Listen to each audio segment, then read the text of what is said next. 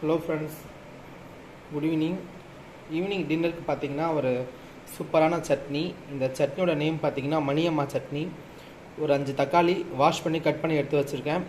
ஒரு 10 பல்லு பூண்டு, 15 வரமிளகாய், ஒரு கொத்து கருவேப்பிலை. இப்போ கடாயை பற்ற வச்சாச்சு. பற்ற வச்சுட்டு தேவையான அளவு எண்ணெய் ஊற்றிக்கலாம். எல்லாத்தையும் சும்மா ஒரு ஸ்பூன் அளவுக்கு எண்ணெய், அவ்வளோதான். இது எல்லாத்தையும் என்ன பண்ண போகிறோம், ட்ரையாக வறுத்து எடுக்க போகிறோம்.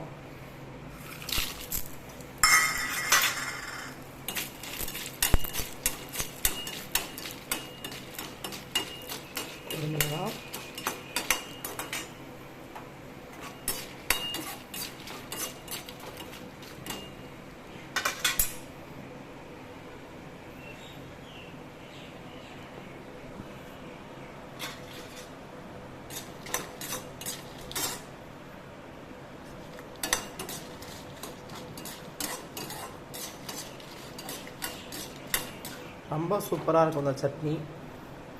சிம்பிள் தான், 4 பொருள் தான். ரொம்ப டேஸ்ட்டாக இருக்கும்.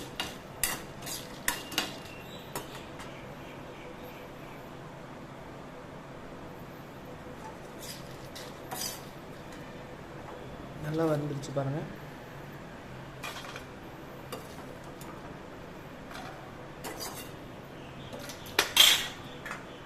நாம் திருப்பி எண்ணெய் போட வேணாம். அதே எண்ணெயில் ஒரு 10 பல்லு பூண்டு,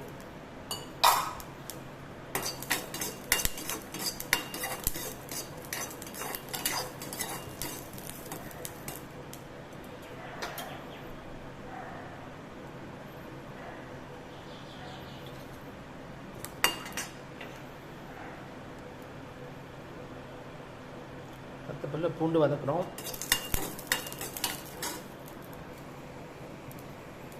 பூண்டு பார்த்திங்கன்னா நல்லா ரோஸ்ட்டாக கிடச்சி. பார்த்தீங்களா, இந்த பாத்துக்கு பூண்டை வறுத்து எடுத்துக்கணும்.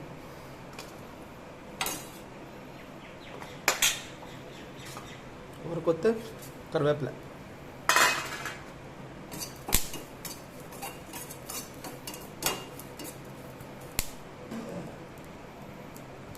கருவேப்பிலை பார்த்திங்கன்னா நல்லா சுருளை வதங்கிடுச்சு. இதையும் பிளேட்டுக்கு மாற்றிக்கலாம்.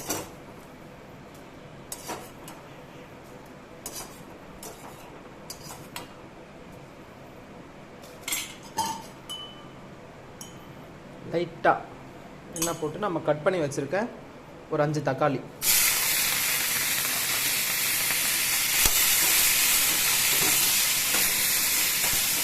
இதையும் நல்லா சுருளை வதக்கணும் ஃப்ரெண்ட்ஸ். ஓகேங்களா, இது எந்த அளவுக்கு வதங்குதோ அந்த அளவுக்கு ஒரு டேஸ்ட் கொடுக்கும் நமக்கு.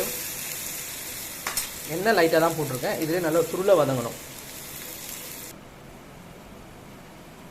பார்த்திங்கன்னா சூப்பராக நல்லா சுருளை வதங்கிடுச்சு. ஓகேங்களா, நல்லா சூப்பராக வதங்கிடுச்சு பாருங்கள். இந்த அளவுக்கு வதங்கி நம்மளுக்கு ஜூஸாக வந்தால் தான் 1 வாரம் 10 நாள் ஆனால் கூட சரி தான் ஃப்ரெண்ட்ஸ். நம்ம ஃப்ரிட்ஜில் வச்சுட்டு சூப்பராக நம்ம யூஸ் பண்ணிக்கலாம். எங்கேயாவது வெளில போயிட்டு வந்தால் கூட சட்னி, ஒரு தோசை ஊற்றினோமா, சட்னி வச்சோமா, சாப்பிட்டோமான்னு இருக்கலாம். ரொம்ப சூப்பராக இருக்கும். இது ஆற வச்சு எடுத்துக்கலாம் ஃப்ரெண்ட்ஸ். இது ஆற வச்சு மிக்சியில் போட்டு எடுத்துக்கலாம். சூப்பராக நம்ம உப்பு சேர்த்து அரைச்சி வச்சுருக்கோம். வதக்கின எல்லாத்தையும் சேர்த்து ஆற வச்சு உப்பு சேர்த்து அரைச்சி வச்சுருக்கோம். நம்ம கடாயை பற்ற வச்சு இப்போது எண்ணெய் ஊற்றிக்கலாம். இது எண்ணெய் தான் கொஞ்சம் லைட்டாக தேவைப்படும். அவ்வளோதான், போதும்.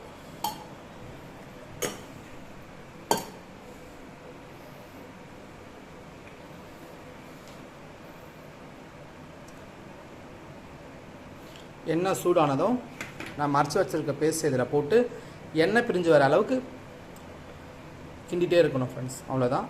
ஒரு 1 வீக் ஆனால் கூட ரொம்ப சூப்பராக இருக்கும், ரொம்ப டேஸ்ட்டாக இருக்கும். ரொம்ப சிம்பிள் தான்.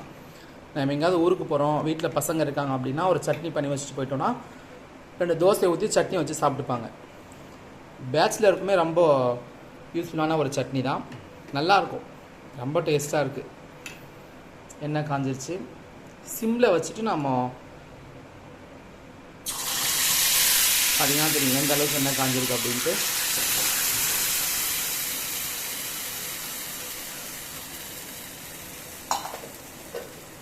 இதுதான் சிம்மில் வச்சு எண்ணெய் பிரிஞ்சு வர அளவுக்கு அடி பிடிக்காமல் அப்படி கிண்டிக்கிட்டே இருக்கணும். 2 நிமிஷம் மட்டும். ஓகே ஃப்ரெண்ட்ஸ், அவ்வளோதான். சூப்பரான மணியம்மா சட்னி ரெடி ஆகிடுச்சு. இதை நீங்கள் செஞ்சு பார்த்துட்டு எப்படி இருக்குது அப்படின்னு கமெண்ட் பண்ணுங்கள். ரொம்ப சூப்பராக இருக்கும். ரொம்ப சிம்பிள் தான். இதோட சட்னியோட பேர் வந்து மணியம்மா சட்னி. ரொம்ப சூப்பராக இருக்கும். Thank you friends.